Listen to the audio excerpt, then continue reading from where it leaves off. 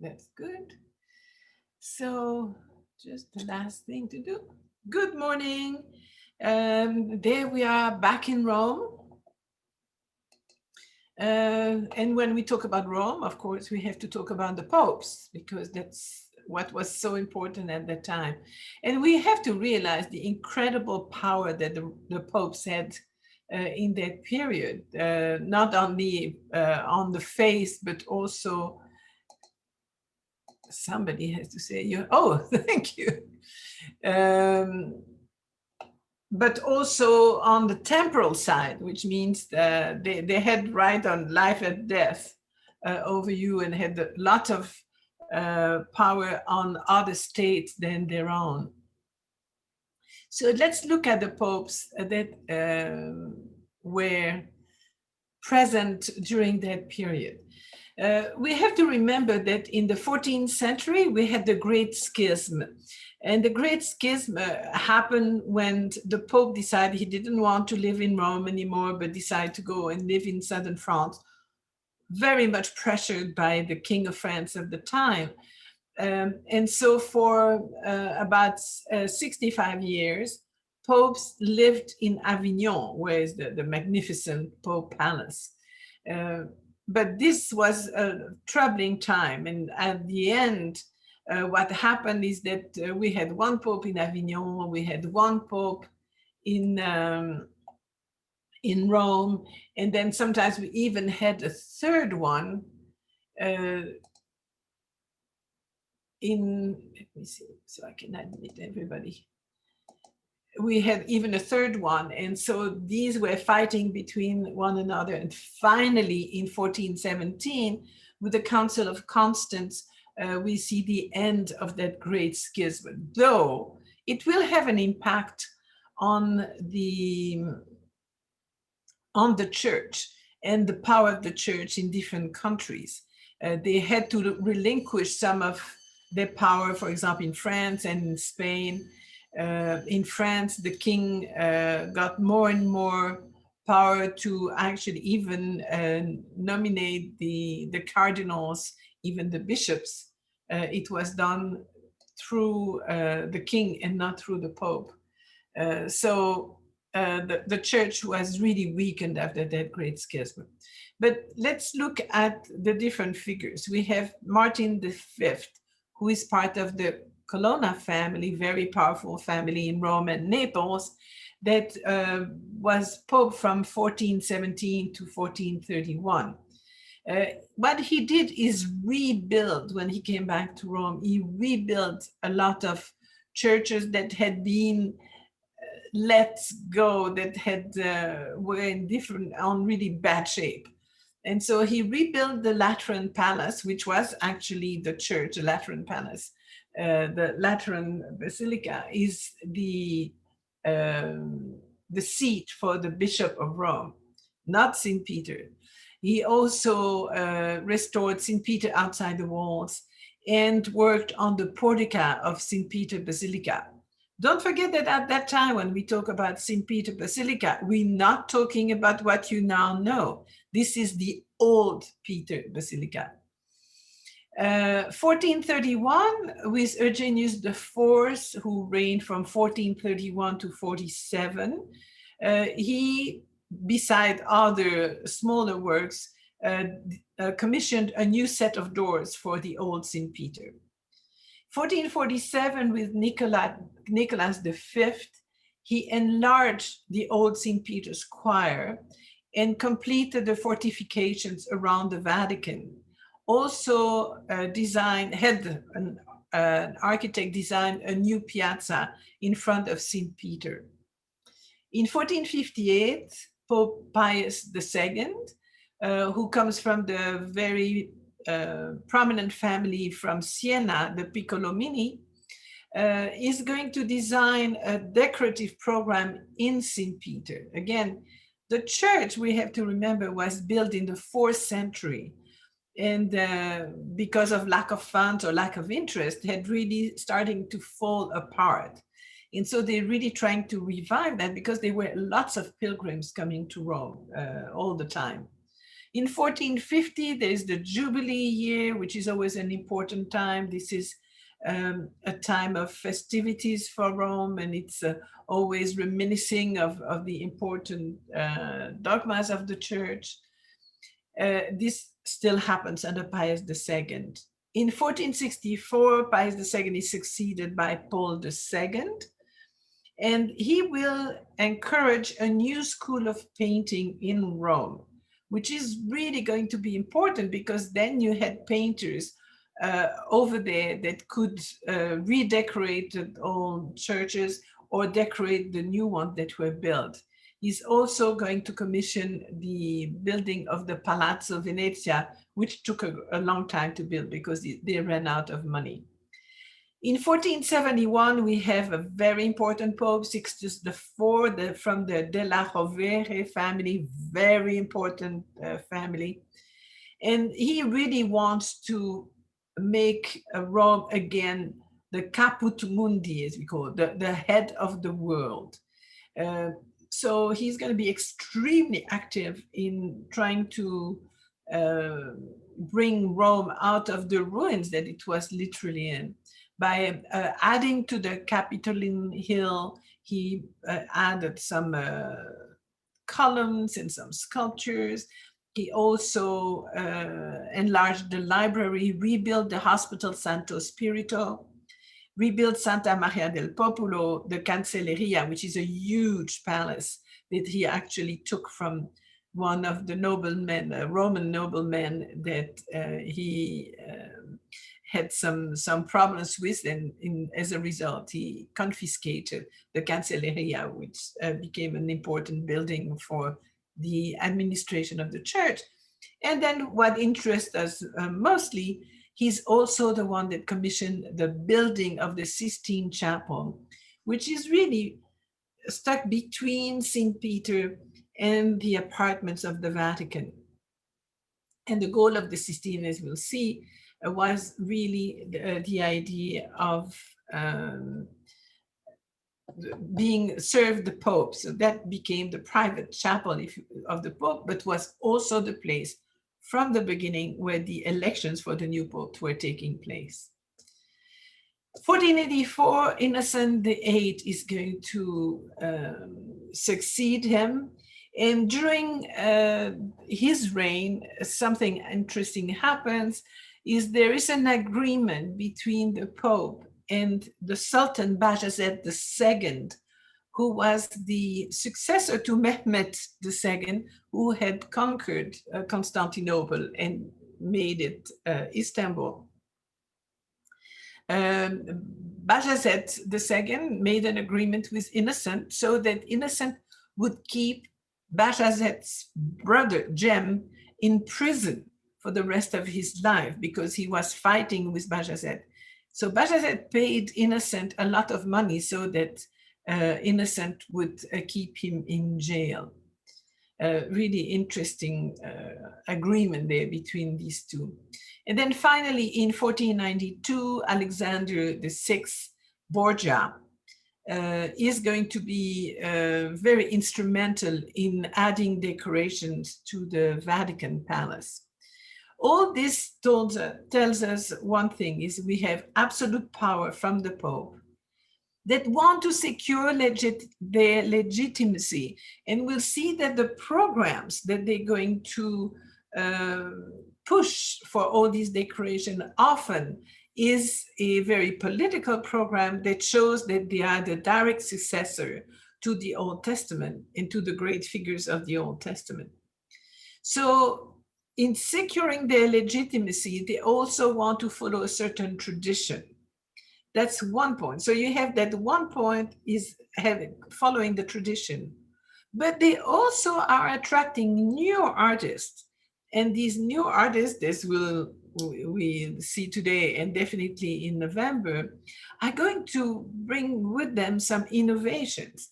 Art is evolving, and this is where we're going to have amazing innovations in there. So here is, for example, an example of Sixtus IV, who is confirming the humanist Platina as the papal librarian. This was a very important role. He was the head of the library and was also in charge of accumulating all the manuscript he could find. As we know now, it's an extraordinary library, but this is pretty much where it started.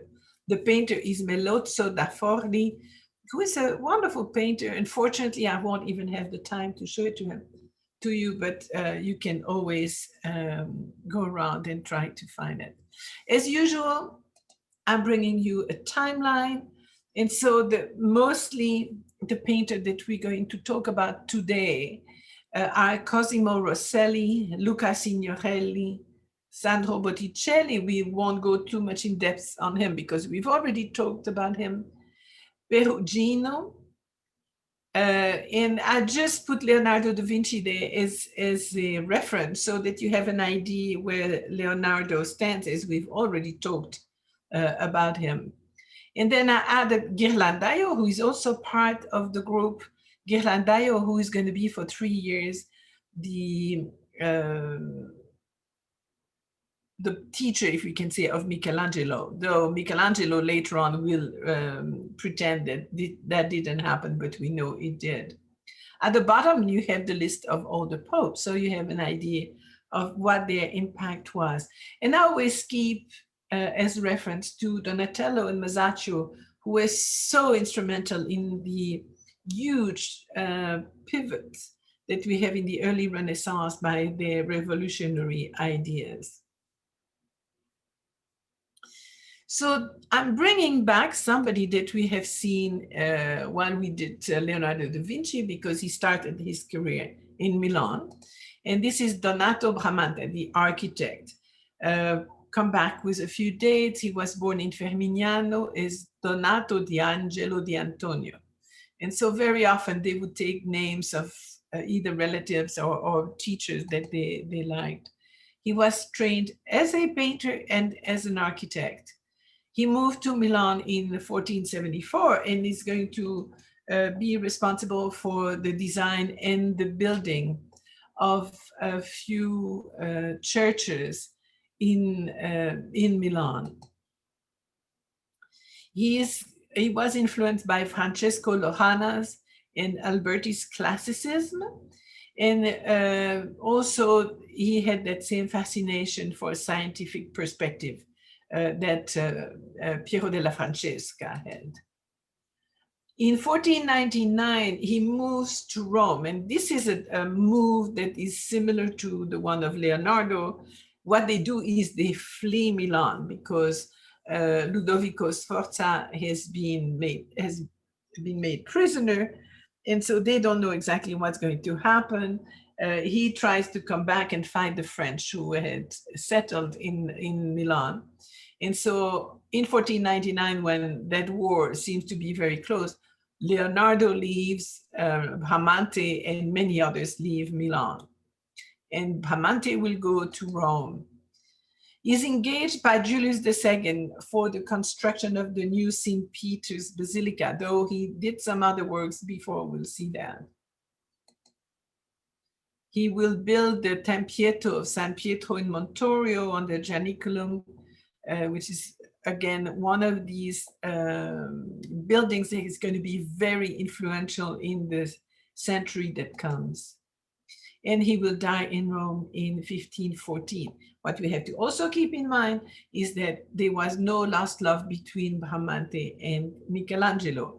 And we are not sure why. We don't know if anything happened, but we know that Bramante had a lot of clout with the Pope and often used it to really badmouth Michelangelo.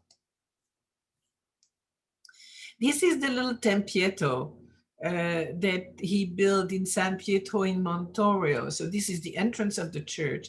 And this is in the back courtyard. It's actually a tomb, if you want.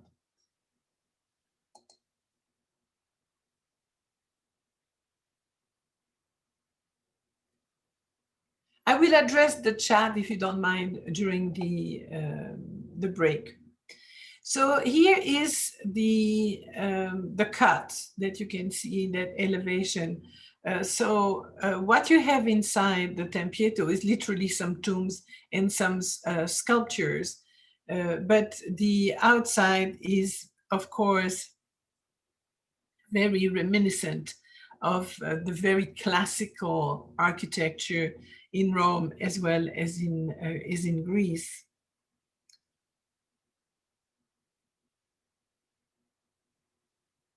It was, by the way, commissioned by Ferdinand and Isabella, the Catholic kings from Spain.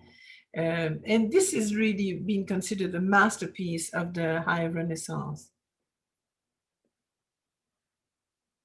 Of course, by being around Rome, Bramante had been witnessing the ruins and the temples that were still around the former capital of the Roman Empire. And then he's going to be asked by the Pope to design a new church. They decided that St. Peter, the old St. Peter, is too small, is in too bad shape to do anything with it. And so Bramante is going to be asked by the Pope to design a new church. And his idea is literally what you call a Greek cross design, which means that the two arms of the design are the same length. So we depart from the idea of the basilica with the long nave, but rather have that almost circular plan, if you want, with a dome on the crossing and then four smaller domes at each of the corners. And you would have then chapels all around. So that was his idea. And mostly the idea comes from that the symbol of the Greek cross is really sublime perfection that was considered for him and for the generation. On the left, you see one of the very few drawings that we still have by Bramante, where he superposes the cross, the Greek cross, over the plan of the old St. Peter that you can still see down below. Difficult to see there. He also, as we said, wanted a dome, and this is the design that Bramante had for the dome, which is not what Michelangelo will do later. As you know, the St. Peter's design changed because Bramante dies in 14, and so he's going to be succeeded, including by Raphael, and then by Sangalo, and then finally by Michelangelo. And each of them, we'll see that later, is going to be responsible for modifications to the plan. Bramante is definitely looking for the dome, is looking at two buildings, the Pantheon, of course, and the dome of the Duomo in Florence by Brunelleschi. But difference is, if we look at the two domes, is you can see that in the Pantheon, the dome is supported by a continuous wall, which would not be the case, of course, if you have a Greek cross. In the dome in Florence, you have a double dome. So you have the outside that seems to be smooth, more or less, and circular. The inner dome is octagonal. And so as you can see, you have little sides, and these rest on some very large piers because you have a big weight with that dome. So this is still going to be different. We don't have the pendentive that we find in other places, but the whole design, in fact, is a much more Byzantine building than a typically Roman. Here you have actually reconstruction, if we can say, of the old St. Peter, which was really based on the design of the Basilica with the big atrium at the front and then the baptistry outside. So this was the long nave with a very small transept that we can see there, the nave being at the back, and then the choir being at the back, and then you had the nave and then some side aisles. it's going to be much closer to that little church in Todi, which is a pilgrimage church of Santa Maria della Consolazione, where we see the central dome, and then we have smaller domes, half domes, that make the end of the Greek cross. And this is a much more of a Byzantine style church than the other one.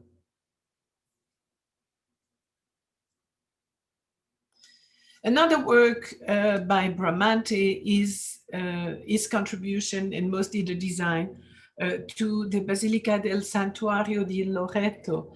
So this is also a pilgrimage church where that literally covers what is supposed to be the house of Mary that was transported by angels from Palestine to Loreto, transiting through Dalmatia. And this is a very long story. Inside, Bramante is also responsible for the outside screen of the casa being in pretty bad shape. And with all the pilgrims that were coming, they decided to cover it. And so you have that incredible marble structure that surrounds the little house where Mary is supposed to have spent her youth.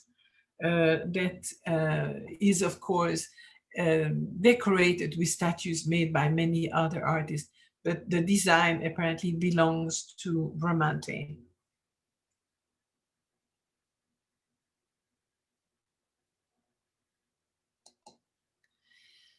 Moving to the Sistine Chapel, we are not quite sure, so we leave now Bramante on the side. And an earlier architect, probably Baccio Pontelli, received a commission from Pope Sixtus IV to build the chapel, as I said, that was going to be the at the service, if you want, of the Pope. And we see from the outside a building that looks almost like a fortress. Of course, the Papal States were a private state, if you want, that was always at war. And so it doesn't make sense, if you want, the big buttresses that are supporting the rather high ceilings. And then we see inside, we have a ceiling that is curvilinear and with pendentives between each of the windows that are going to be used by Michelangelo later on to make these famous ignudi. Now that church is following the exact dimension of the Temple of Solomon as given in the Old Testament, which means, and I have to give you in the measurements in meters, it is 20.7 meters high and has that kind of flattened barren vault, as I mentioned. It is almost 41 meters long and 13.4 meters wide. And so really interesting, because very often they were trying to use the Temple of Solomon as a basic unit and then multiply by it, but this is supposed to be the measurement of the temple. Now, at the time the Sistine Chapel was built, and a little later, there were no lost love between Rome and Florence. And we remember that when we talked about Lorenzo the Magnificent, who was going against the papal state, because the papal states were really trying to always eat some of the territory of the other states surrounding it. Lorenzo ended up being made prisoner by Naples, who had taken the side of the papal state, and finally was able to go back to Florence, where he was welcomed, and to try to pacify the bond between Florence and Rome. Lorenzo decided to tell the Pope that he was going to send some of his best artists of the time to decorate the Sistine Chapel. And we're talking about these very large frescoes that are beneath the windows, and are therefore more accessible to us. And that would constitute a program, a really interesting program.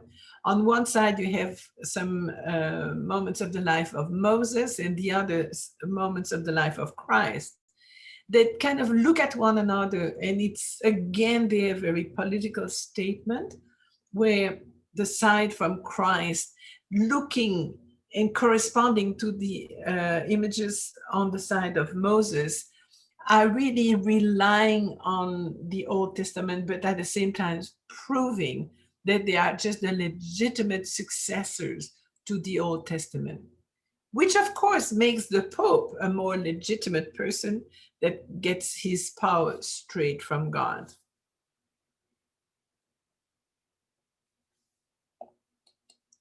So forget about the ceiling. At that time, the ceiling is just blue with gold stars. But the rest is, of course, what is going to happen. A program that's going to be astonishingly quick. It's they're going to paint all these frescoes in less than 16 months. 11 months. Literally from July 1481 to May 1482. The painters originally were supposed to execute a sample fresco, but these were such professionals that very quickly they realized that the program was good. They had, of course, submitted the whole subject matter to the Pope. This had been decided by scholars.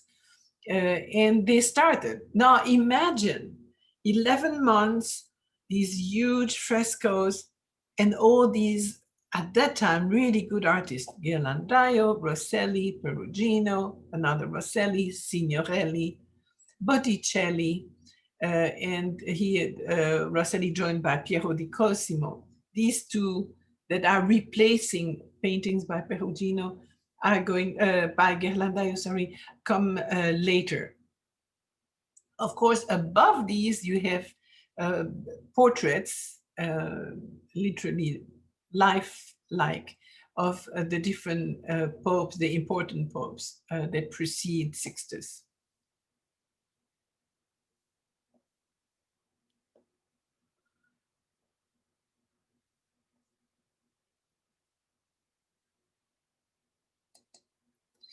So looking, this is the left side, going from the altar all the way to the door. This is a real important program.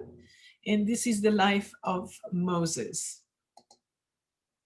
It starts with a painting by Luca Signorelli and others. Of course, each of these painters is there with many assistants. Many of their best assistants are going to be there. So that place must have been buzzing so much. And it's also interesting, they must have been looking at one another. And when you see that, they always pick what is the best in the others and what pleases them the best. So it's very much an encounter. It's very rare that you would have such masters working together in a similar place.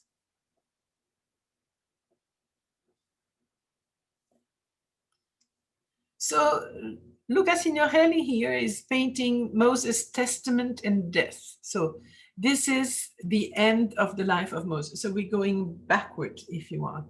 In this painting, so the last episodes of his life, you have on the right the 120-year-old Moses, who is sitting on a rise, holding his staff and with golden rays circling his head. This is, by the way, a good interpretation of the text that doesn't show him with horn as the way Michelangelo is going to do, but with rays of light, which is the proper translation from the Torah. At his feet stands the covenant, the Ark of the Covenant, which is open to show the manna inside as well as the 2 tables of the law. On the left half, you can see that Joshua is appointed as Moses' successor. Joshua is kneeling in front of Moses, who is giving him his staff, which was a really important symbol of his power. In the center, in the background over there, we see Moses, who is led by the angel to Mount Nebo, from which he will be able to look across to the promised land. If you remember well, he knows that he will never reach the promised land, but from there he can see it.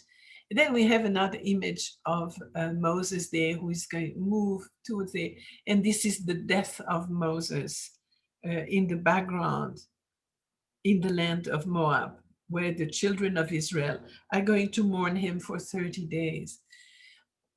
Very typical of Signorelli. Signorelli was a man of invention. He was very creative. And you can see how sometimes he just plugs in some figures that are interesting, including that very enigmatic nude in the very middle. We're not sure what his role is, but you know when you see it that Michelangelo has looked at it, and he's going to use similar images in his Ignudi up in the ceiling.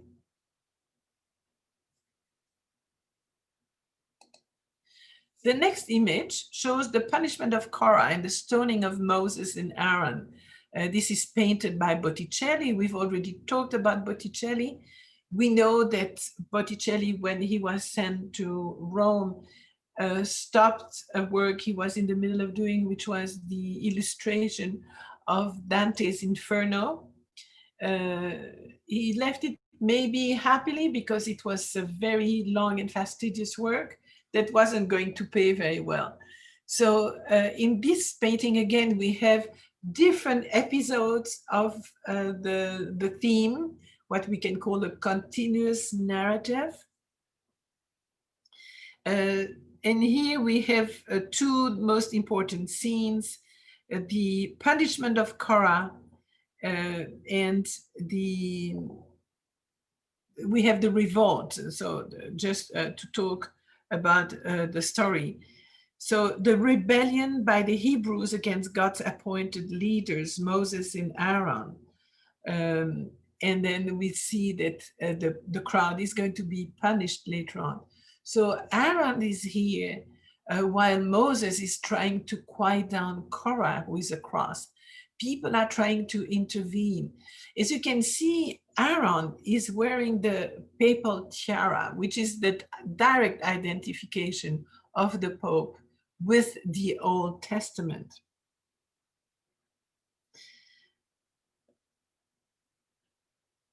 Again, that revolt is due to the fact that from the emigration from Egypt, they had a lot of trials going through the land. And so they didn't believe Moses anymore and wanted him to be dismissed. They actually wanted to go back to Egypt.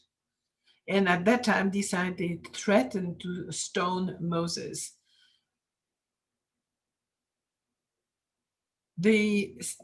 We have the rebellion in the very center under the leadership of Korah, who is there.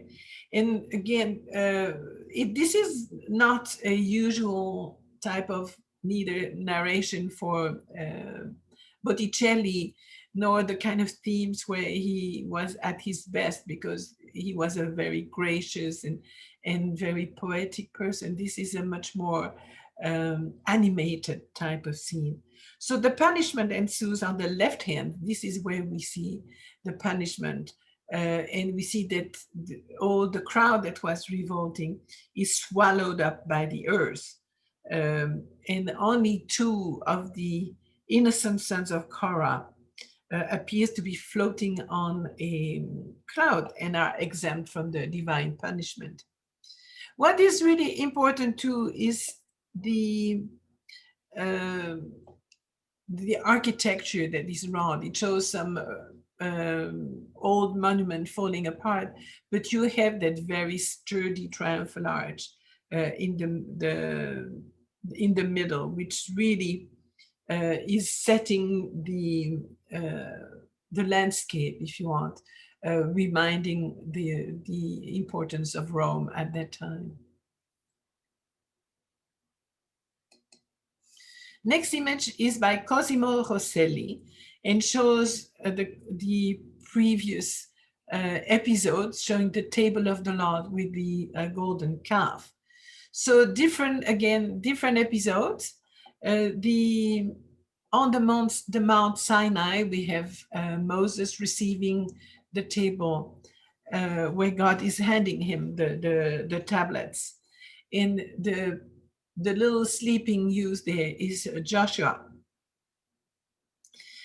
When we go down, we see Moses smashing the tables to the ground, because when he comes down from the mount, he finds that the Israelites have been worshipping an idol that is depicted in the center. You can really see that easily.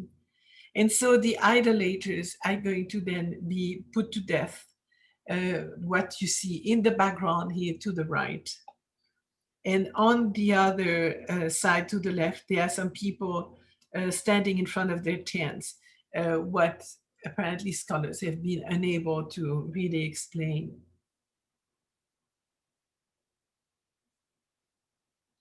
Of the series of painters that I painting the Sistine Chapel, Rosselli was probably the weakest.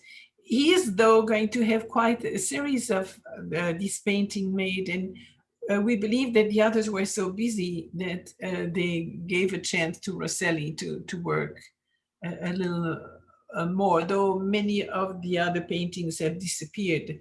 Perruggino had done the whole fresco behind the altar, which has been then replaced later on by Michelangelo's. Still by Rosselli, helped by his best assistant, Biagio d'Antonio, shows the crossing of the Red Sea.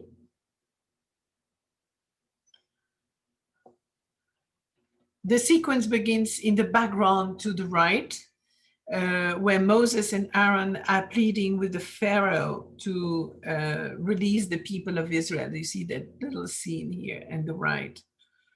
So after God sends plagues on Egypt, and you can see all the plagues here in the sky, the Pharaoh agrees, and they are leaving, but then very quickly, he's going to have the group being followed by his army. Moses parts the waters of the sea so that the Israelites can pass through, and then he raises the staff a second time so that the water closes up behind them. And of course, including the Pharaoh, they will all drown.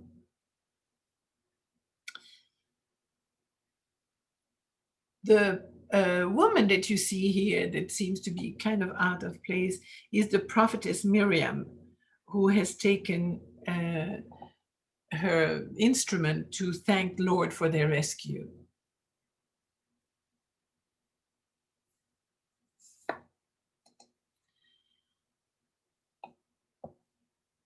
By Botticelli again are the trials of Moses, and these are just opposed to the temptation of Christ, so just to show a similar happening to Moses, who seems to be the precursor of Christ in that series.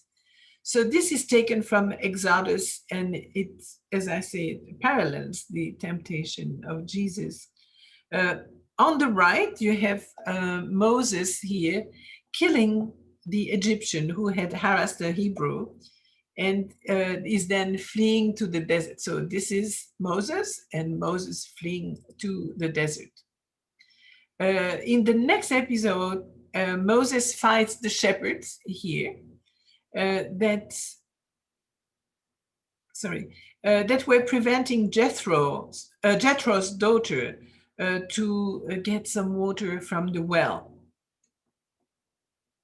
In the third scene up above there, we have Moses who is removing his shoes and receives from God the task to return to Egypt and free his people.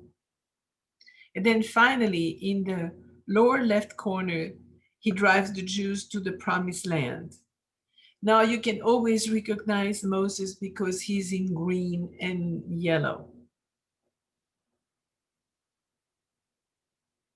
Of course, this is where we recognize Botticelli with the very graceful young ladies.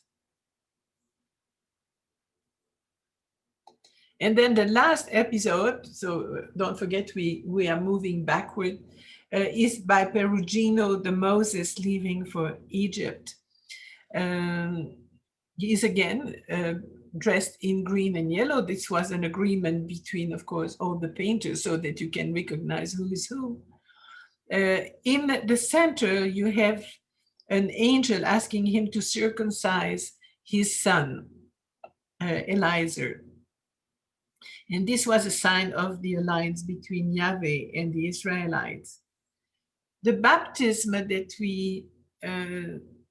is depicted on the opposite fresco, which is the baptism of Christ, is of course considered by the Christian as a spiritual circumcision.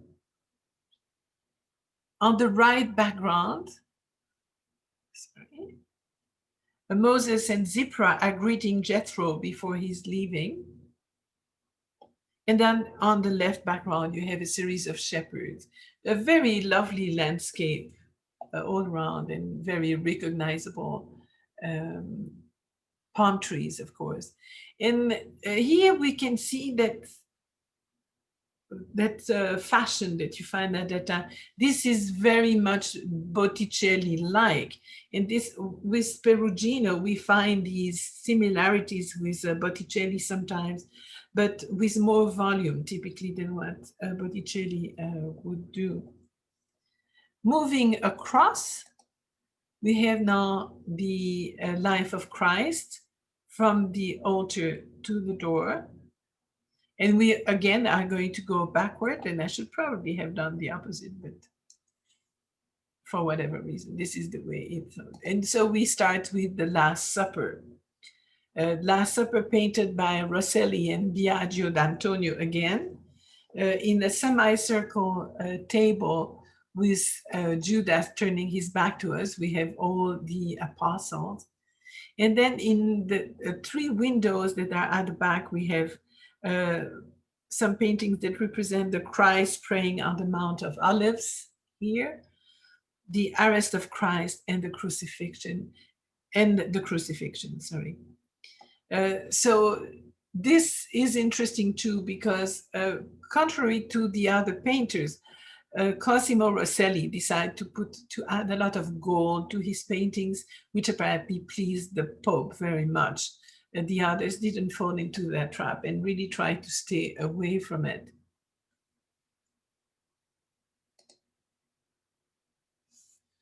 By Perugino, this is probably one of the most famous of these paintings. It shows Christ handing the keys to St. Peter. And of course, this is that direct image of the fact that the popes hold their power directly from God.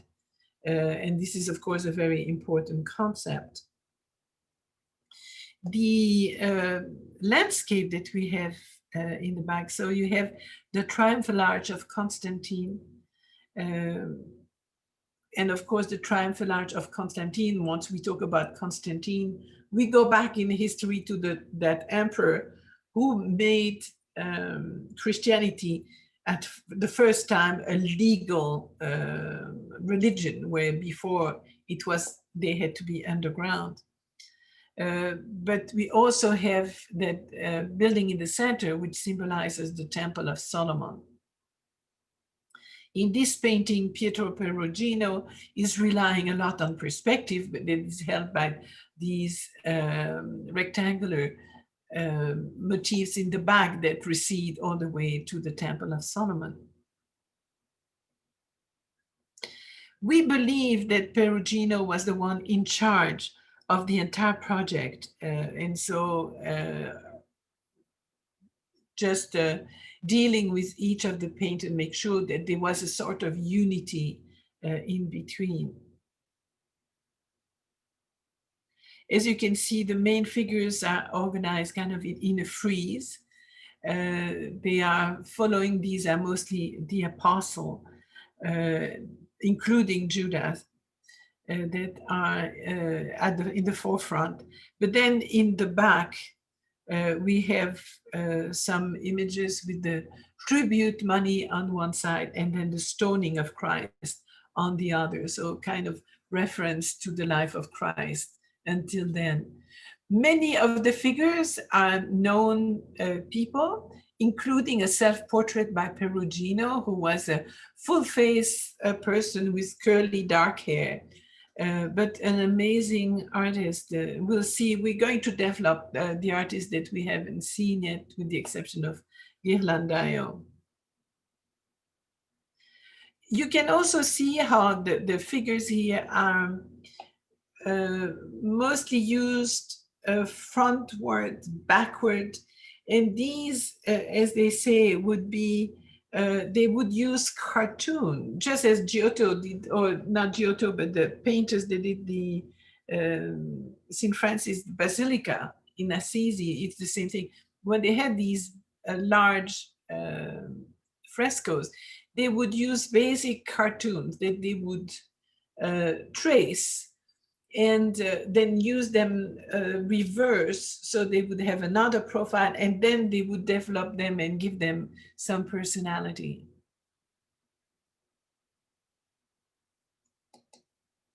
The next painting is again by Cosimo Rosselli. He chose the Sermon on the Mount, filled with lots of people. This is, of course, obeying the standards of Alberti, who wanted the paintings to be very populated and have a lot of interaction with one another. Different scenes. We have the sermon here, Jesus on that mount, surrounded by people. We have the disciples huddled together. And then on the right, we have another scene of Jesus when Jesus is healing a leper. Also a very fictional type of landscape.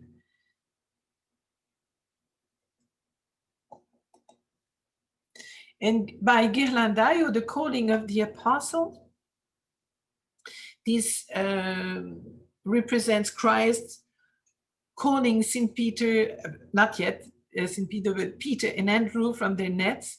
And then he also will do the resurrection of Christ in the next painting. So again, a beautiful landscape. This is both Ghirlandaio and Perugino are both extremely influenced by Flemish paintings in their landscapes, in that atmospheric perspective that we can see the change of color with the distance, but also sometimes in the very precise details that belong to these paintings.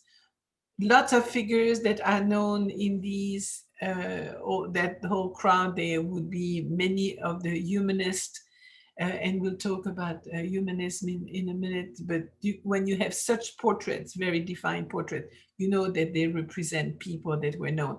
This is one of the humanists that was at the court, a Greek humanist, that was at the court of the Medici.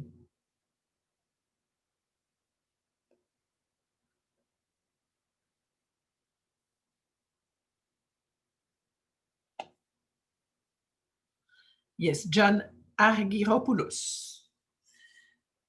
And here we have, of course, a Christ talking to Peter and Andrew. Here's a detail, and then you can see all the barges, and we have the apostles there on the back working on the nets, Jesus encountering them. So a whole life in the background.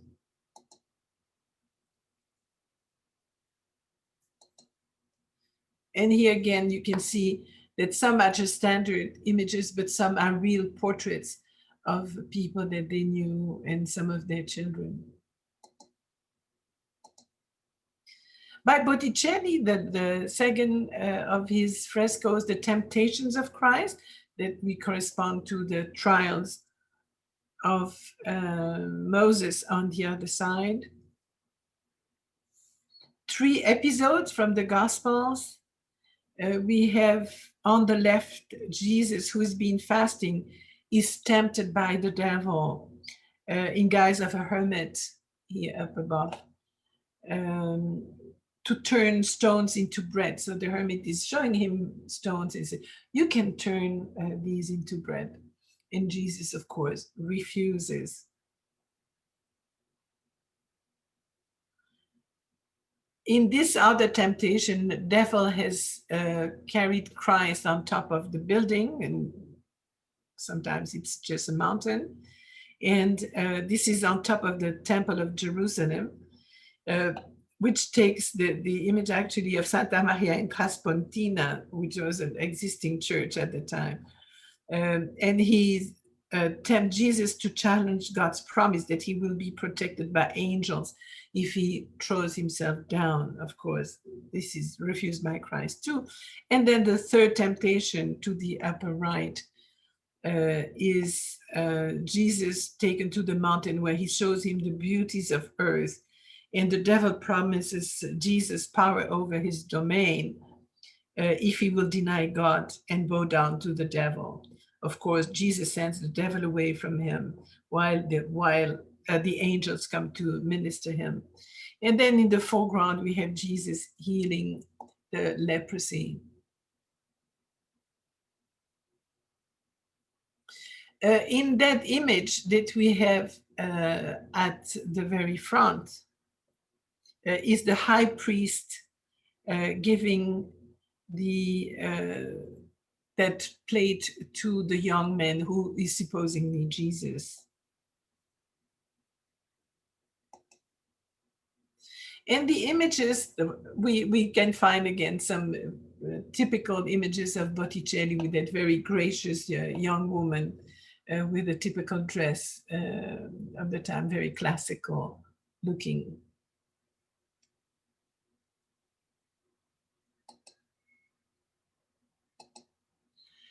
By Perugino, the baptism of Christ, the image is, of course, in the very center. Though, again, we have a whole series of things. We have the Jordan River that is meandering all the way to the end of the painting. Jesus and John in the middle with the dove, the Holy Spirit, and God the Father in the very top. It seems to be in a tondo, the beautifully framed image of God the Father. The architecture that we see there is a symbolic view of Rome that you can recognize because of the Colosseum as well as the Pantheon. The Pantheon is quite recognizable, and then the Colosseum over there. Now, on the side, as we've seen in the old paintings, we have secondary episodes from the Baptist. So we have the Christ preaching to the crowd there, and the Baptist preaching to his own crowd, being the prophet of the arrival of Christ. As I mentioned, the Ghirlandaio had painted the back of the chapel, but then they had to open a large door, and so the frescoes were demolished. And it's only in 71, 72, so this is 70 years apart from the original one, that they called onto a Flemish painter to do the resurrection of Christ.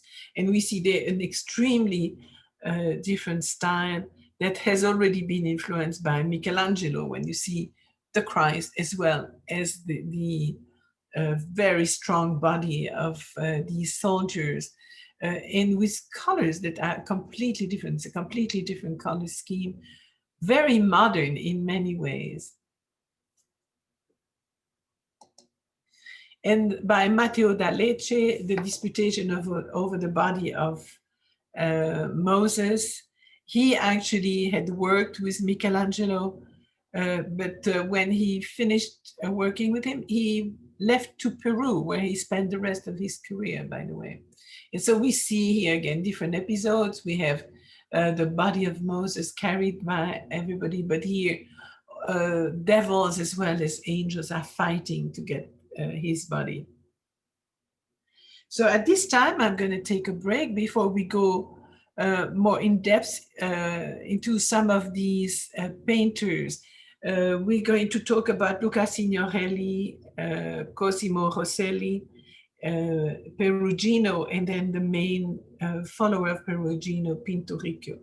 So I'm going at this time to please unmute yourself. And I think I had some questions here. Platina, the human. Okay, the scientific, I'm going to start with the scientific perspective. The question was, is the scientific perspective a theory? I think that's what I said. An art technique. It was actually the mathematical formula for the perspective was kind of devised by Alberti. And Alberti really put into mathematical formula what Brunelleschi had done in 1415. From that time on, many painters are really going to apply, and I think for those of you that saw my presentation on Leonardo, you can see how they prepare their paintings by all these orthogonals that are going to come to the vanishing point. And then these lines are going to disappear once they have established the size of their figures, so they respect the perspective. So it is a technique, but very mathematically prepared. The other question is humanism. Humanism is fundamental to what's happening in the Renaissance. It's really a return to the classical literature. The philosophy that we have in the Renaissance is called Neoplatonic philosophy, literally telling you that it goes back to Plato and his values. And what's happening with humanism, they're trying to make sense of both the scriptures and the classical literature, and try to show that there are lots of parallels and that it's not one or the other. And so a lot of these people are going to work very hard in trying to make it coincide, if you want. And because so many of the ideas from the Greek philosophers, they were centered on the cosmos. They didn't have that God, unique God, if you want. And so for them, nature was, the cosmos was a perfection. And we were part of the cosmos. So they're looking always to beauty and perfection, because then it integrates the human being within the world. When Christianity arrived, suddenly cosmos became Christ. And so you have that change of main value, if you want, that it's no more the cosmos, it's one God, and the God that directs everything. And so this is where the reconciliation is happening, because a lot of the values of the Greek philosophers have really good grounding, if you want, and they're trying to show that they are not opposed, but they are complementary. And so humanism is really bringing back the human being that was so important in classical literature and had been kind of forgotten during the Middle Age. The humanism brings back the role of the human being within the world. I don't know if I was clear enough, but it's a really difficult concept. So Thank you. That helps. That's helpful. Okay. Any other question? So you see, very often when we go into the Sistine Chapel, we just completely forget these frescoes that are all around, and we look straight to the ceiling. And we don't realize that there are some incredible images all around. So take 5 minutes and just get yourself a cup of coffee or a glass of water.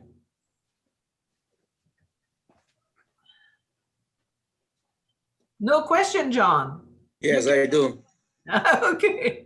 Now, looking at these panels on the side of the Sistine Chapel, my question at the time, were these panels made available for visitation by the people, by the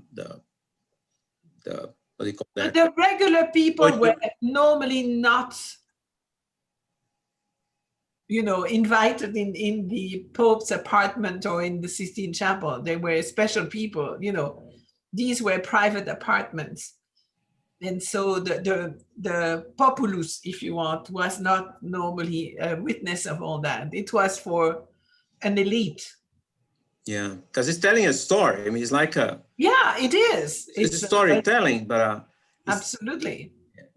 It was just reinforcing, what the popes wanted is that their power was coming straight from God. And in using the Old Testament, and that's something you find quite often, you have that parallel between the Old Testament and the life of Christ, showing that, Christ was just a continuation of what had happened before. And so they are legitimate religion in a legitimate power. Yeah, good. Thank you. This is not, the Sistine Chapel was not a church where people could just get in. Not like the other churches around Rome where anybody could go in. This was, if you want, a private chapel. Yeah. Mm. Anne, I have a question. Yes, Jan. I was wondering, it seems to me that a lot of the clothing is maybe from that time.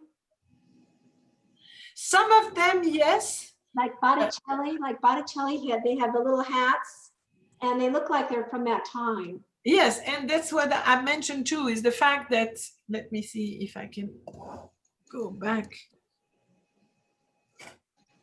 Yeah. Oh, why does it want to do it? Doesn't want to go. Okay.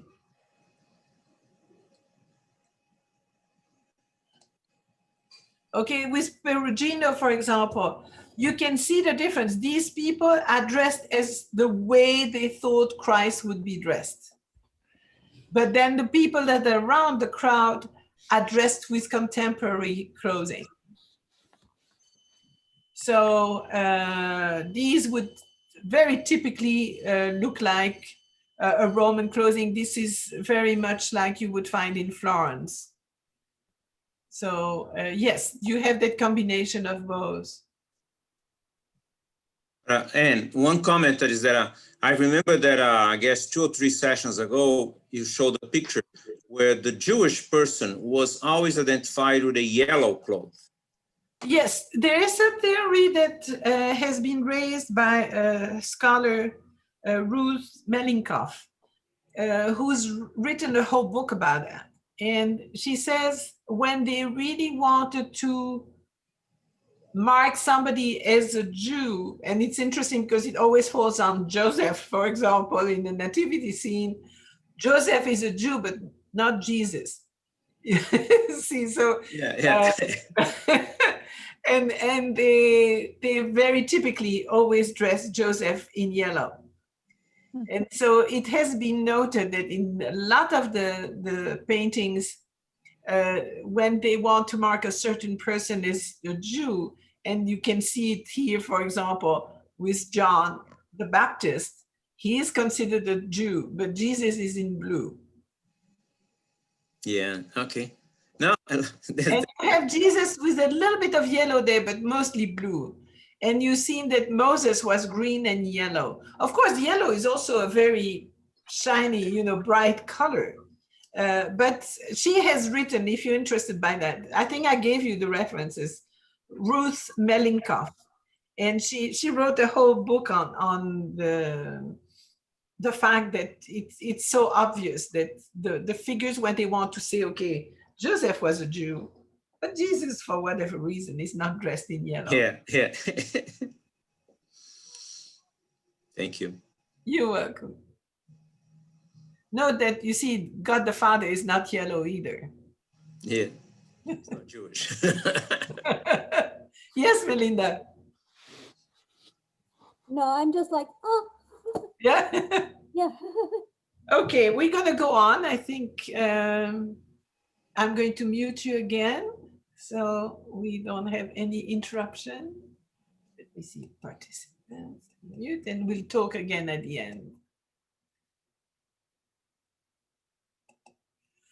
So let's move on. So what I'm going to show you now is these painters who were very important painters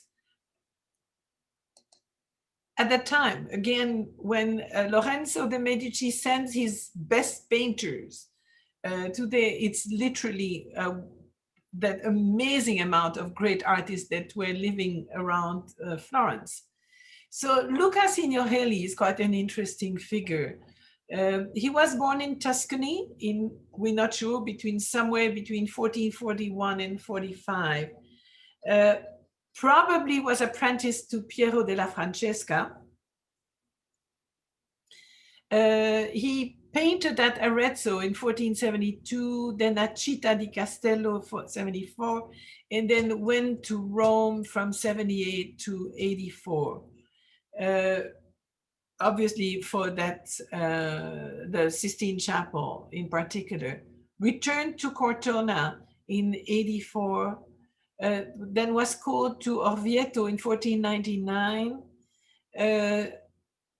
was called back again in 1508 to Rome to paint some of the Vatican apartments for Julius II. And unfortunately for him, from 1520 on, was partially paralyzed and died in Cortona in 1523. He is quite an interesting artist because where he's moving towards the high Renaissance, he already has some features that differentiate him from people that precede him, but he doesn't yet have that kind of totally natural representation that you find after him. He's also very interested in the anatomy of the figures, the movements and the muscles, but it's still a little bit linear.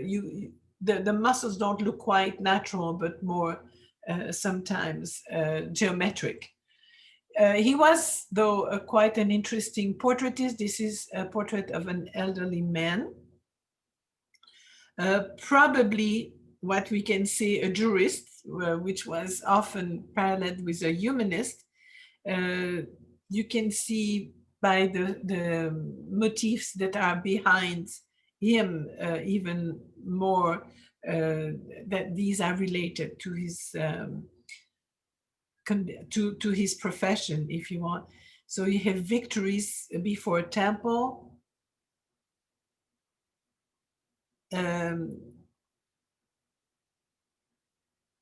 The triumphal arch, very much the all'antica type of themes, and different motifs of figures that would come back from classical text. He is going to be receive the commission for the sacristy of St. John in the same church that I showed you before, the Santuario della Santa Casa in Loreto. That church, had been rebuilt and designed, as you've seen, by Brahmata, had a very complicated floor plan, including 2 sacristies. And he is going to be asked to decorate one of them. In the ceiling, you will see different figures of the Pope, as well as some of the evangelists. But then at the eye level, just above the beautiful marquetry cabinets that are there, you have different panels with the apostles in disputation. And we'll see where he gets his inspiration from. The ceiling is quite interesting. This is seeing the whole thing with a wide angle. So you have the ceiling with the evangelist and some other figures.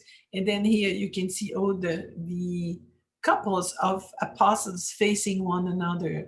They are considered as in disputation, and I can show you one detail. This is Peter and John. It seems to be a very agitated discussion. We are unable to identify all the apostles, but it is obvious that Signorelli has been looking at the doors of the old sacristy in Florence.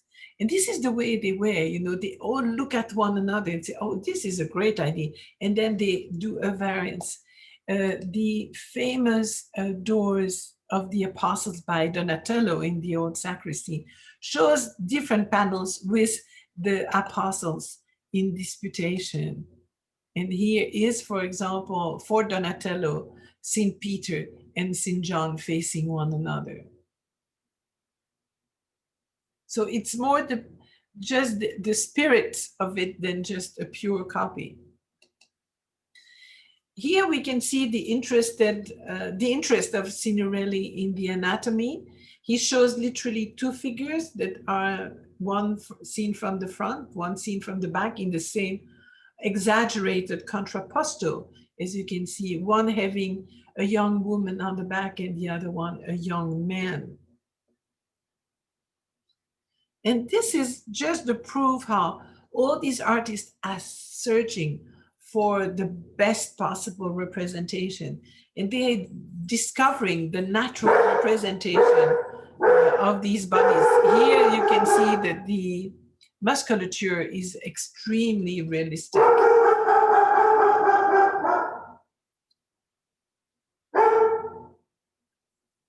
Tucker! Come, good boy. So I think it's an extraordinary drawing showing this, but it shows you really that interest. You can see the muscles stressed by the weight on the legs. He is going to be asked to decorate one of the great cloisters of that Abbey of Monte Oliveto Maggiore, just around Siena. It's one of the high points around the city of Siena that had been founded by some very prominent scholars of the time, Giovanni Tolomei, as well as Ambrogio Piccolomini and some others. Oops, sorry, this is not, that's what I want. That great cloister is going to be then decorated by, on one side, Signorelli, and the other, another painter called Sodoma. They are going to tell the story of the life of Saint Benedict, who was the founder of the order that was followed by these people. And of course, the life of Saint Benedict represents the ideal of monastic life. So unfortunately, because this is outside, the frescoes have suffered somewhat. And this is, again, not a question of the colors that remain very pristine in intensity, but it's more the detachment of some of the wall. Here, the life of Saint Benedict, Benedict drives the devil out of a stone. And you can see the monks, Benedictine monks, are supposed to live in an autarcy, so just being self-sufficient. And so they do all kinds of things, as well as very intellectual works too, by copying manuscripts. But they also work a lot in the backyard, and this is in the yard, and are going to cultivate plants and so on. And so what you see here is that they're trying to break a stone or take it away, but the evil one is there, making the stone so heavy that the monks are unable to raise it until Benedict comes in. He comes from the left, and just by benediction, the stone pops open and the devil is chased. Also, the Benedict was supposed to be, was required to be pretty stern with the weaker brothers, either because they had become possessed by the demons or because they were giving in to their cravings. Also, you can see some very voluptuous women who were there as temptresses.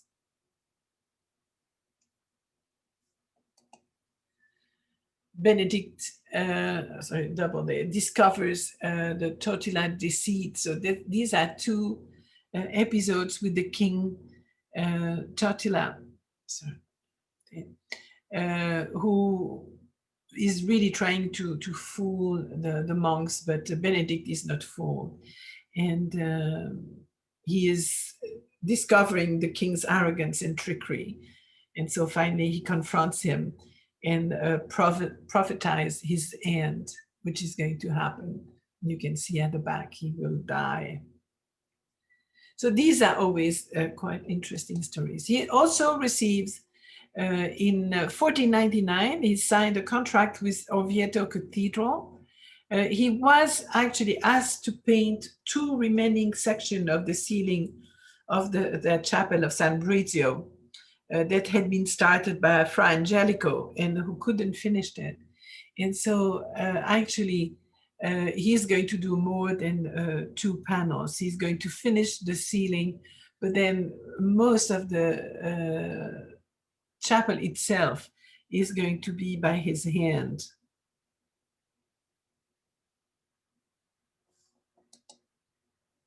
Here is a view of the chapel, so you can see enormous program.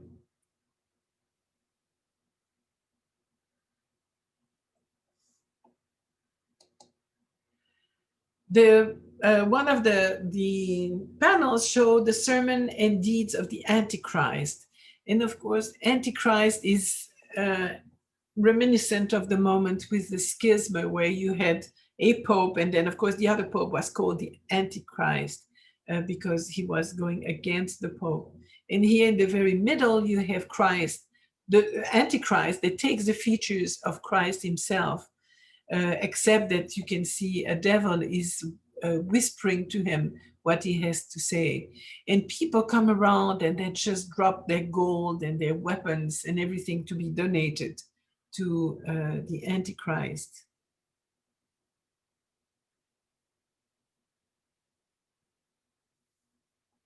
And you can see all the terribly bad things that happen to people that follow the Antichrist. They are killed and just it's a mayhem around him.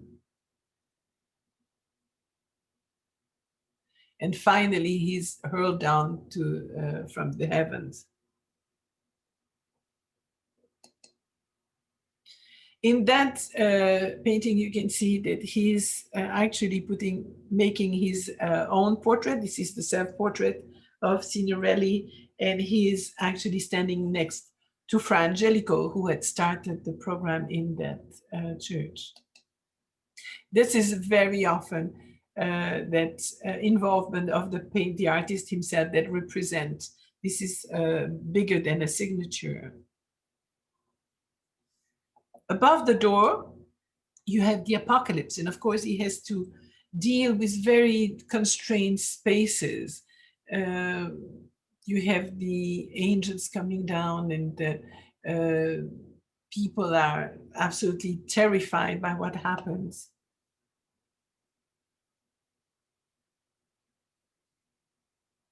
In the foreground, you have King David and the Sybil.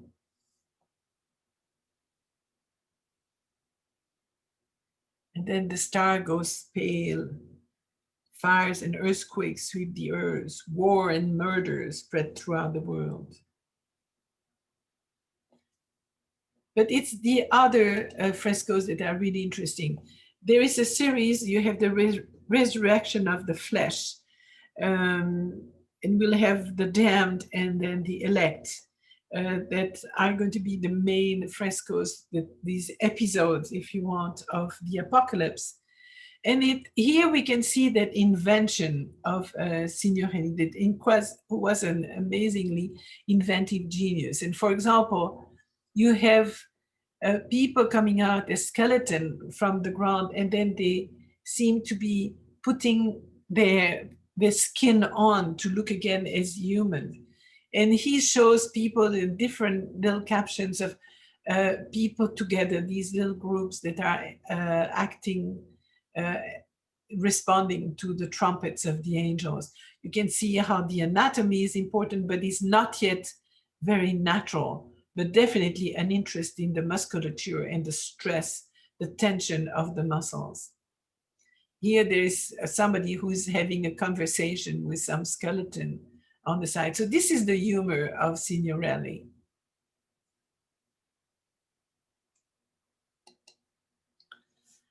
This is probably the most interesting, is the dam. And this fresco is going to be not really an inspiration for Michelangelo, but we know that Michelangelo saw it and probably took some of these interactions that you find in the crowd there, might have been something he looked at and used in his own Last Judgment large panel in the Sistine Chapel.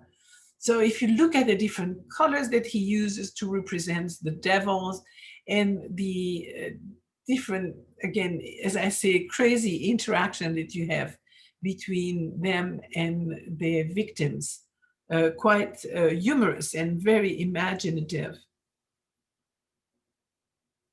And you can say, why did the priest, for example, agree with that? This didn't come as a detraction to the ultimate goal, which was to make people really fear to be in that side after the Last Judgment, that the treatment of the humans were not very funny and not very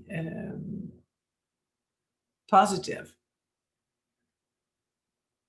Absolutely a tremendous energy in that fresco. Here's some details, and you can see the treatment and the terror of that man when the devil is coming at him, the other one who is taken by the hair. And you can see also that, again, that interest in the musculature, but not yet perfect. The devil is eating the ear of the woman. And the other one, by the way, that devil is the face of Signorelli again, the self-portrait as a devil. The elect is less interesting than the damned, but I would say, we always say that good people, happy people don't have really a history, that if you very rarely see an interesting film with people that are totally happy. So I think at that time, these were the equivalent of the film that we have now. The elects are fine. They're all looking at the beauty that they're going to join, and they're happy, and there's not much to say about it.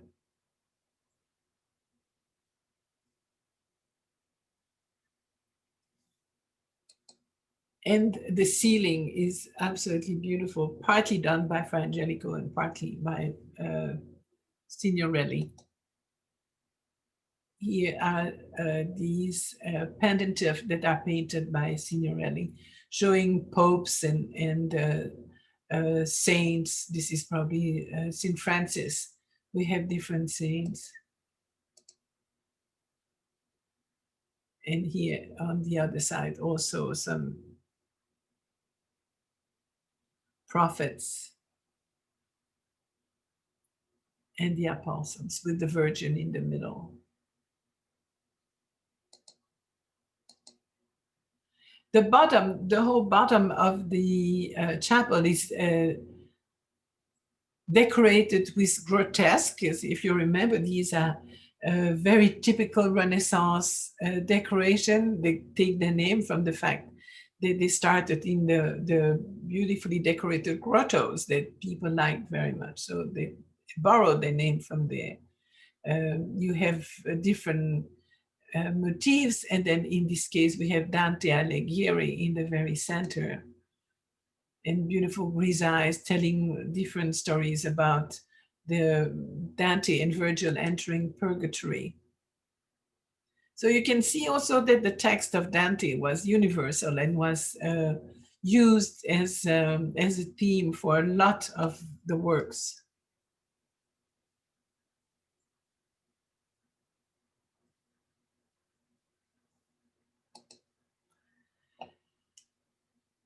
In Oviedo, Signorelli is going to paint this Lamentation of Christ for the, trying to see, it's one of the churches around Oviedo. It is now in the Museo Diocesano di Cortona. Very interesting representation that borrows again some of the features from Flemish paintings that had introduced these very rich landscapes in rich clothing. These are very much taken from Flemish paintings. You have a view of the crucifixion on one side and the resurrection on the other in the back. And then the predella shows the Last Supper, the agony in the garden, the Christ flagellated, and the arrest of Christ.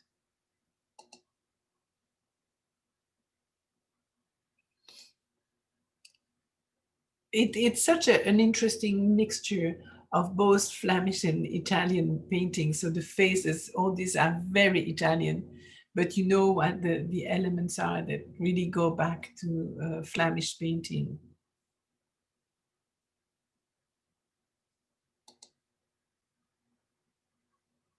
Signorelli had lost his son to the plague, and it's believed that he wanted to give the feature of his son to Christ.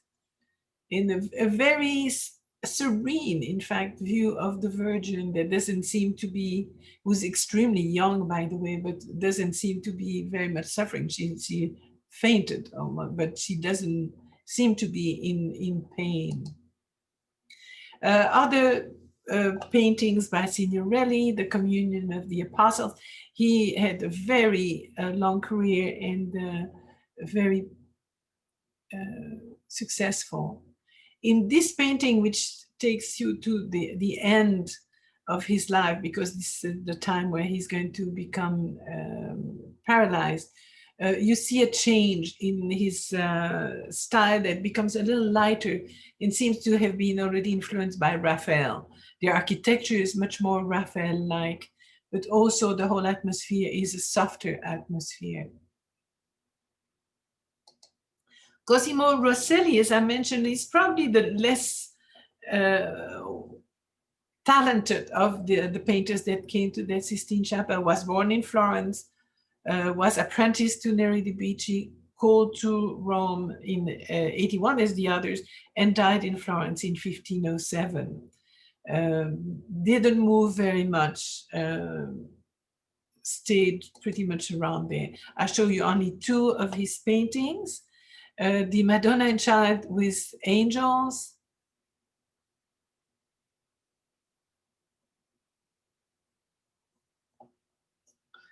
Where you see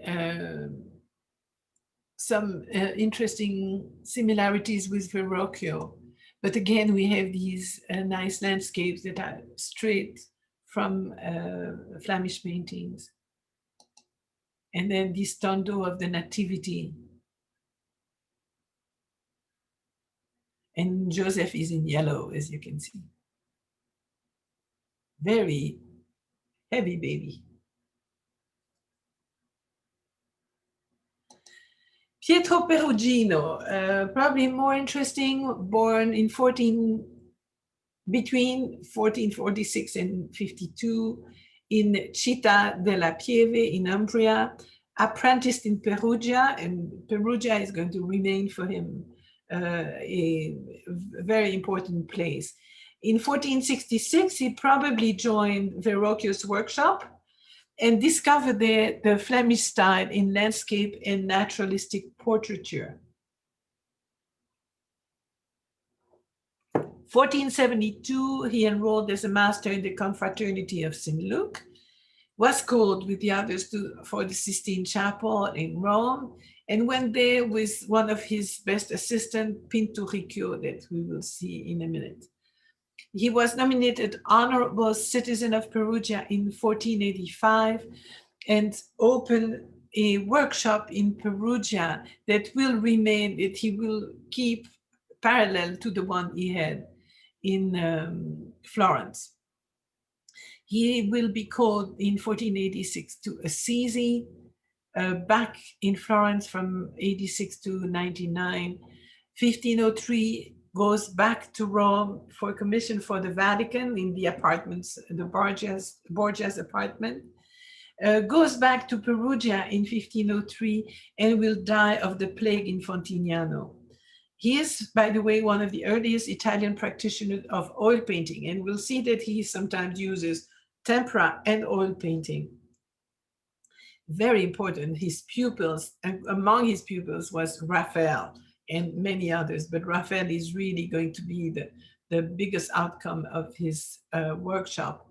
And we can see where Raphael is going to find his inspiration, particularly early in his career.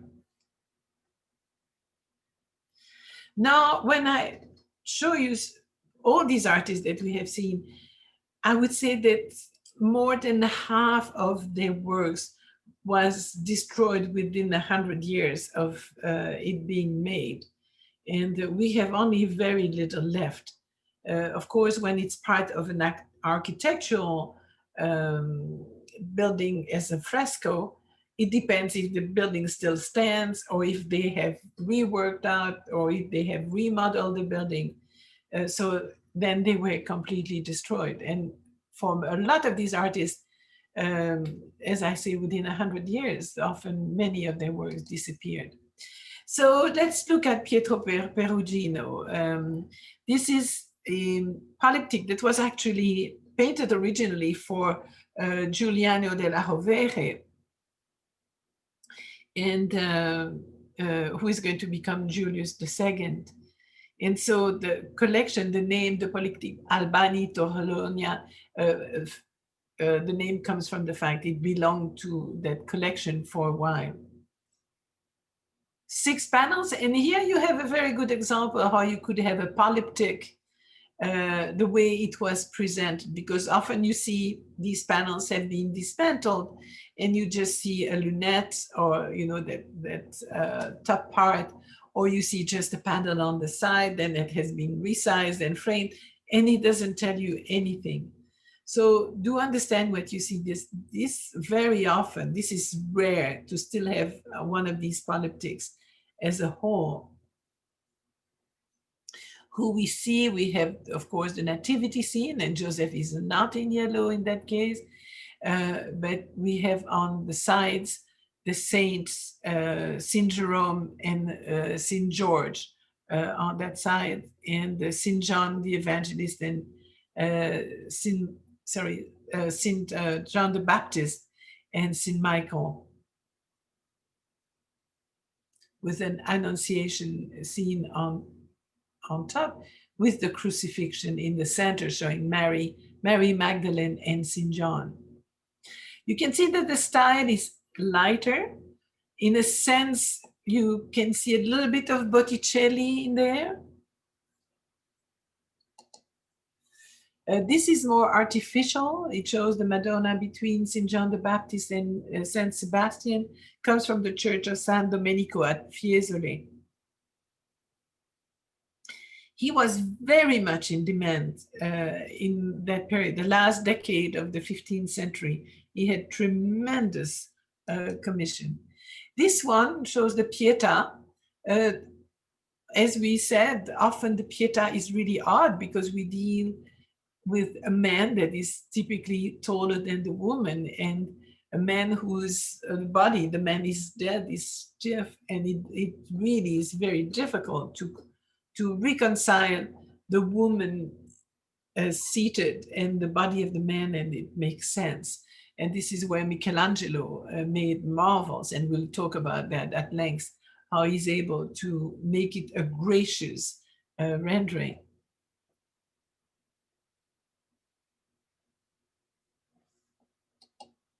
He also makes some paintings, some mythological subjects.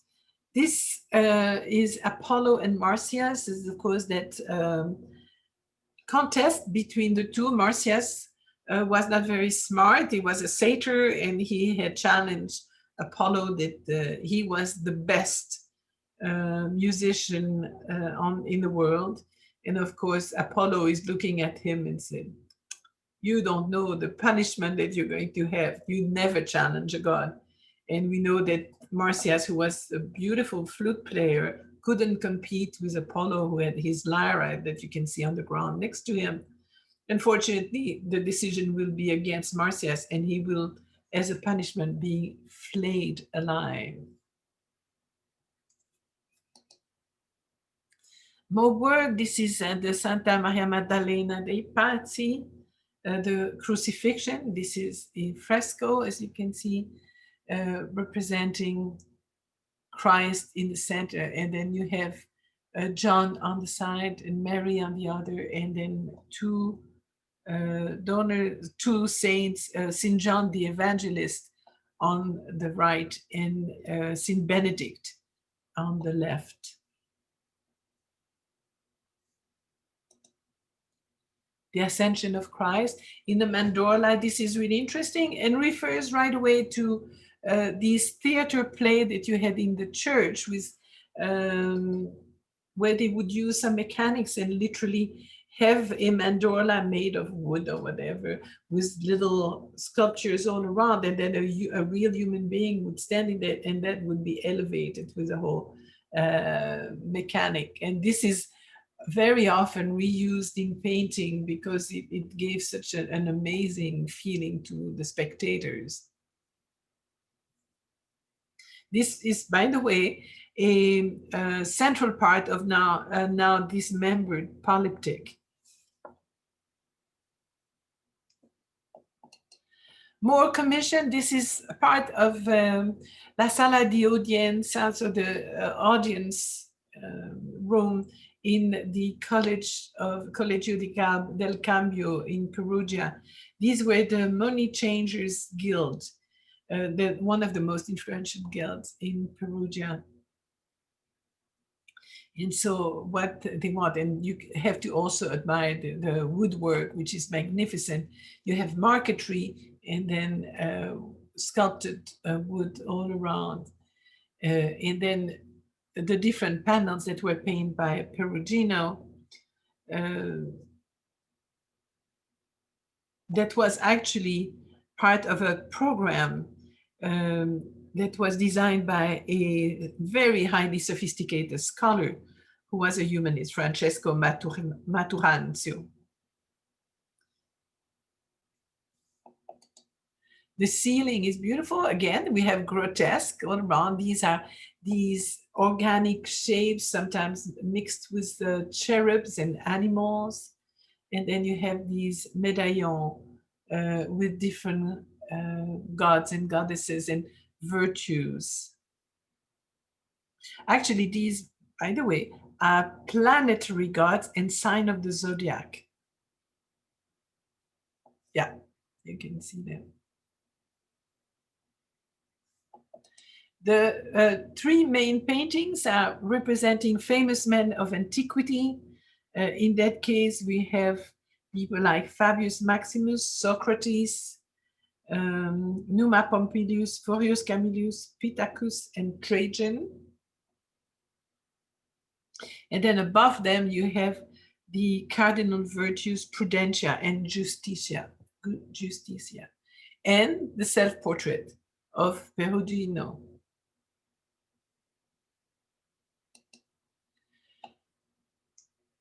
The number two other famous men represent Pericles, among them Leonidas and other figures, and on top, the virtues of fortitudo and temperantia. So very much a humanist program. Here are prophets and sibyls that have all prophetized the arrival of Christ, and they are surmounted by God the Father. Among the prophets, you have Isaiah, Moses, Daniel, David, Jeremiah, and Solomon. And the sibyls are the Eritrean Sybil, the Persian Sybil, Cumaean Sybil, Libyan Sybil, Tiburtine, and Delphian Sybils.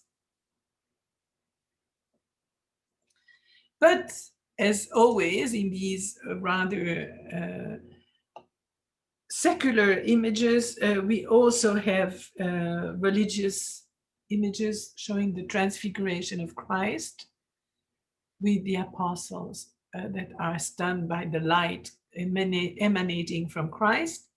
Again, Christ in a mandorla that brings you back to the Romanesque period and the Byzantine period. And then on the other side, the adoration of the shepherds.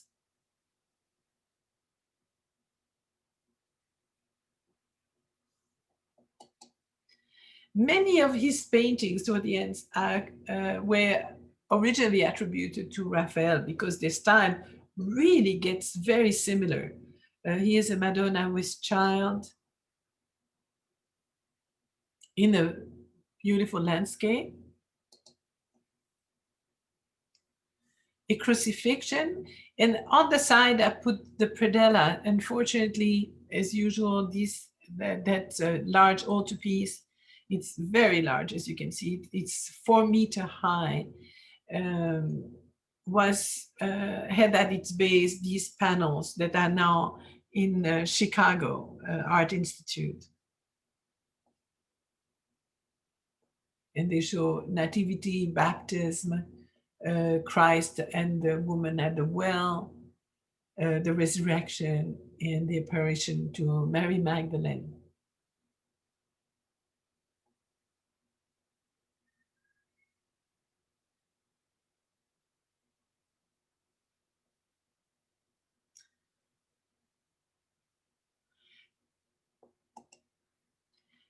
This painting was made for Isabella d'Este for her studiolo. As you remember, Isabella d'Este had a beautiful studiolo and had commissioned many of the best painters around to decorate it, and this one was made. So Combat of Love and Chastity.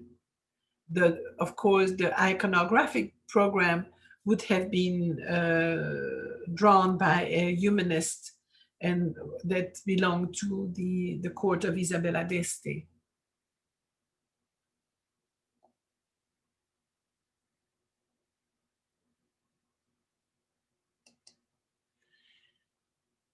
He was, as we mentioned, called back to Rome after the painting he did in the Sistine Chapel, and he was supposed to decorate the stanza dell'incendio di Borgo at the Vatican, so the room of the fire of the Borgo, which is a neighborhood in Rome.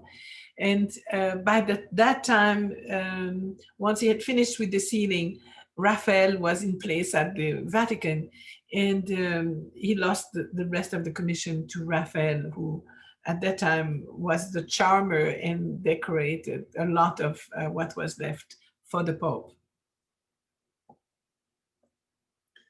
These are just beautiful scenes. You have God the Father, Christ, and his tempter,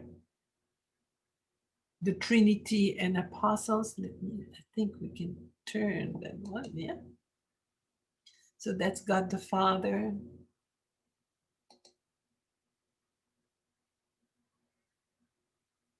Christ and his tempter. There's the Trinity and the apostles. And then the first one that we saw was Christ between justice and grace. Perruggino was also a wonderful portraitist. And again, here I bring back, and I know I'm from Belgium, but I have to, again, give credit to who deserves it. We find here that very strong influence of Flemish portraitists with the landscape at the back, the very, very fine details. The hand on the windowsill, for example, is absolutely Flemish, but he renders it beautifully. This portrait is a Florentine craftsman, Francesco dell'Opere. He was carver of precious stone and must have been a very pious man because of the scroll that he holds in his hand, shows the words timete deum, be afraid of God. And this was really the proof of a really good Christian. But you find all that meticulousness of the Flemish painters, and are very Raphael-like, that portrait of a young man. Very soft, very beautiful. And we can see right away where these two have influenced one another. Pinturicchio is a painter that worked with Perugino. He was born around Perugia also in 1454, went to Rome with Perugino for the Sistine Chapel in 1480, became member of the Painters Guild in Perugia in 1481, worked at the Orvieto Cathedral in 92, was called back to Rome for the Borgia apartments in 1495, and then received that big commission to decorate the Piccolomini Library in Siena in 1502, and he died in Siena in 1513. He is very much a decorative painter, but a beautiful artist. This is part of the Borgia apartments. The arithmetic, this is part of the liberal arts, la Sala delle Arti Liberali in the Borgia apartments, where you have these beautiful panels showing arithmetic. It's written above her, and you have around her different specialists in the arithmetic. Music, surrounded by other musicians. And when you look at him, this is very much in the same mode as what Botticelli is, a very poetic, decorative art. A lot of gold very often, but that was required by Borgia, who loved wealth. The ceilings,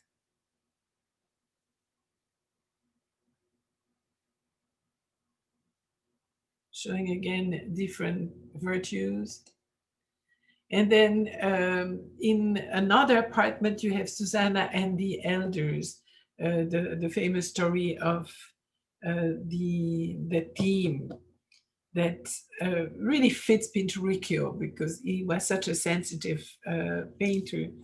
The two, of course, you have the two men that are grabbing the young woman who is standing in front of a fountain. And of course, they're going to be punished. And you see that at the end, because they threaten her that if she doesn't go their way, they're going to accuse her of adultery. And when they can prove, they interrogate men separately. They don't designate the same tree where the incident happened. They know that they have lied, and so they're going to be punished. And you see that in the background on the right. The little rabbits, by the way, are the symbol of lust. Disputation of St. Catherine. This is another fresco in the Borgia apartment, and extremely rich representation with the triumphal arch in the very center. Amazing pattern all over the painting with very luxurious material, a lot of gold, as we mentioned. The landscape is very decorative too. Trees silhouette against the sky. And then you have gold even on the leaves of the tree, so that when you move, you can really see. Imagine that again with torches and candles, not with electric light.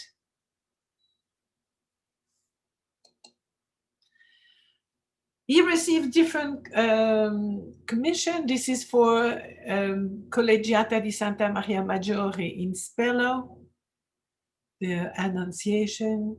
And the Annunciation is reminiscent of many that we have seen, Verrocchio and others. Christ among the doctor, with the central image. This is the temple in Jerusalem, of course. And we have, again, that interest in the perspective that leads, and most probably influenced by Perruggino, of the same in the Sistine Chapel. You see child as Jesus as a child, and then the Virgin and Joseph, they're coming with absolutely terrified because they have lost Jesus. And the main commission he will receive from the nephew of Piccolomini, who is going to become Pope Pius II, is in the Duomo in Siena, and is really something not to miss. If you go to Siena, you can recognize in the cathedral the extraordinary marble floors. This is the entrance to the Piccolomini library, with a large fresco that shows the when he was made Pope. Pius III, by the way, not Pius II. So inside you come in, this was a library, and the entire walls and the ceilings are decorated by Pieter Bruegel. One of some of the last example of unified decoration of the early 16th century. Very few are left. So the donor of the library and of the furnishing was Francesco Todeschini, who wanted to create a monument to his family and a memorial to his mother's brother, who was Enea Silvio Piccolomini, who actually, I was right, was served as Pope as Pius II. So let's look at the ceiling. This is, again, the signs of the zodiac and different figures. The zodiac is very often a part of that, because it dictated a lot of medical issues too. And then I tried to reconstruct more or less the walls. It wasn't easy. There's no picture of just a wall. It's not big enough to have such a width. As you can see, again, in between each of the panels, you have some grotesque, very typical of the Renaissance, and beautiful vault. It shows the story of Enea Piccolomini, who is here leaving for the Council of Basel in 1431. He has a beautiful traveling cloak. He's, of course, in the center, a fur collar, and a pilgrim hat, which is quite interesting, and pilgrimage to Santiago de Compostela, not at all to Basel, to Basel, I should say, not Basel, Basel. But he's also on a white horse, which gives us an idea that what his future is, because white horses were reserved to the Pope. The second one shows Piccolomini as ambassador to the court of James I of Scotland. He was trying to enlist the king as an ally against England, but wasn't unsuccessful. And then Frederick III crowning Enea Silvio Piccolomini with a laurel wreath. These are some of the triumph where he had been supporting the king. And so he gets that laurel wreath in response. Alone, and this is a break in the narrative, is the homage to Pope Eugenius IV in the name of Emperor Frederick III, where Eugenius is convening a new council.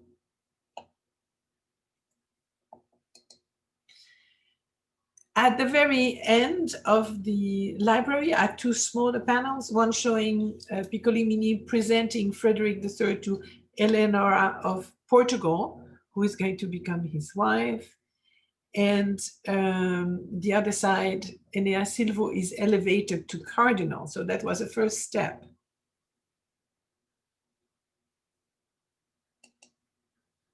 here is a detail. It shows you that interest, okay, in very, very detailed costume and very rich costume. And then the final panels, you have the coronation of Piccolomini as Pope Pius II, is up on the Sede Sapientiae. And here at the Congress of Mantua.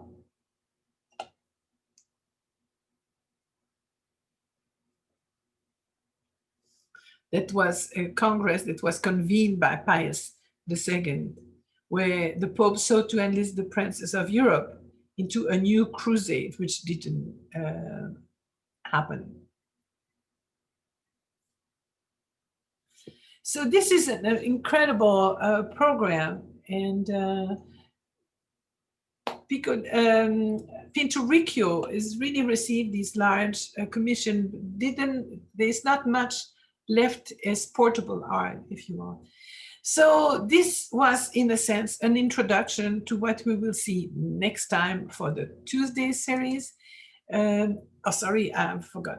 One more image here of the canonization of Catherine of Siena, and Pope Pius II arrived in Ancona. But the next program will be, the next two programs will be devoted to Michelangelo and the Masters of Invention. We're going to kind of make a recapitulation of what existed in Florence that Michelangelo saw when he was very young and influenced him. And then we'll see the early career of Michelangelo in the first program on November 3rd. And then on November 17th, we will have the full career of Michelangelo. So I hope that you're going to be very excited about that. And now I'm open to questions, and you can unmute yourself. And let me see if I find a question there. Okay. And, oh. So tell me if you have questions, or what is your feedback? Yeah, I do have some questions then. But Go first, ahead. John. Yeah, go ahead, John. The first thing is that I want to say thank you for one thing. I had heard and for the whole life about the Codex of Da Vinci. Never spent any minute trying to learn more. And after your lecture, I went to read about the Codex, and it's amazing. The work of this man is just unbelievable. I mean, thank you for making the discovery possible. Yeah, I thought I had to tell you more than just the Atlanticus, because we always think there is one codex or two codexes. They were so many because of the spreading of the sheets. You know, when they were, after his death, they ended up with his assistant. And then when he died, his son inherited that and wasn't interested. And you have 6,000 pages there that had to go somewhere. That apparently Leonardo wanted to be published, by the way. Well, I have another question that is kind of a more historical. Most of these painters, they depict the hell or the purgatory following the Dante's image. Yes. Was there a concept of the hell and purgatory before Dante? I mean, in the 1200, 1100? It was, yeah, the concept existed, but it's really after the Dante's description of it was so vivid that you suddenly now have people that want to show it, you know, to try. And so you will have, it starts with Giotto. Giotto is starting to, and he's almost a contemporary with Dante. And so he starts showing images of the Last Judgment and of the hell and so on. But it's going to be refined with the times. And so, yeah, the concept existed, but it wasn't as, how can I say, illustrated, if you want, until Dante will talk about it. Thank you. Thank you. Yes, Jan. I have a question about, you said many of the works of these artists were destroyed in the next 100 years. Why were they destroyed? Yeah, as I mentioned, you see, if you talk about frescoes, frescoes are part of a wall. You are in a house and then they say, oh, we have to open a door there, or we're going to remove that wall and we make the room larger. There goes the wall, there go the frescoes. So that's one thing. There are buildings that just burn because of war or whatever. Portable art is even more fragile. And as we've seen many times, you have these large altarpieces. Within 100, 150 years, they're no more fashionable. And so they want to move them, but it's very cumbersome. So they dismantle them. And then some pieces are destroyed in the process, some are sold or end up here and there. And so you have an enormous amount of destruction. As I mentioned before, we consider now that we have 2% of what was done at that time. 2%. Amazing. And don't forget too, is that some part of that percentage is art that was not permanent. You see, a lot of these artists were asked to make banners and make art that was there to decorate temporarily the arrival of an important figure in the town, for example. They would decorate the whole town with banners and so on. That was part of the art, but it would only be used once and then it would be discarded. But you have wars, fires, demolition, and so on. So it's kind of a miracle when some of these portraits were. Oh gosh, it is. It absolutely is. Like the Venus in the half shell, or yeah. Yeah, they were. That's a lucky thing, because with Botticelli, what happens? Don't forget the story with Botticelli and Savonarola. Savonarola was against anything that wasn't Christian. And so Botticelli is believed to have destroyed his own works that were not religious. Fortunately, these paintings were far away in a farm that belonged to one line of the Medicis, and so were not damaged. But a lot of art disappeared that way too. And if I may have one comment, I noticed that in the last pictures you had of the painters, they mentioned Saint Caterina of Siena. Yes. She became a saint. What I noticed is that nobody painted anything about Saint Francis, and she is a follower, or she comes after. Oh yeah, no. At that time, St. Francis appears as part of the saints, and he was in some of the scenes. Oh, but sure. The biggest programs were done as soon as he died. You know, the whole series in the Basilica, and then others. There are programs of the life of St. Francis. Not, you know, it's so long. I made a whole lecture, made twice 2 hours, just on the representation of St. Francis. Oh, cool. But at that time, he is not, I mean, he's very important, but there are new saints that also there. So they kind of share the fame, if you want. Okay, thank you. Yeah. Excellent. Somebody is asking me about the Eritrean Sybil. We will discuss the Sybils when we go through the Michelangelo's ceiling, because he shows all these Sybils, and we'll talk about that at that time. There's a whole series of Sybils, and they are believed to have predicted the arrival of Christ. That's why the prophets and the Sybils are always put together as the ones that are foreseeing the arrival of Christ. That's an interpretation, of course. Thank you. It was a great. So if no more questions, it's past 12. So I wish you a very good week. We have next week architecture on Thursday, the architecture in Italy during the 18th century, and one of my favorite, Piranesi, the Prince of Piranesi, who are absolutely extraordinary. And then in 2 weeks, we start Michelangelo.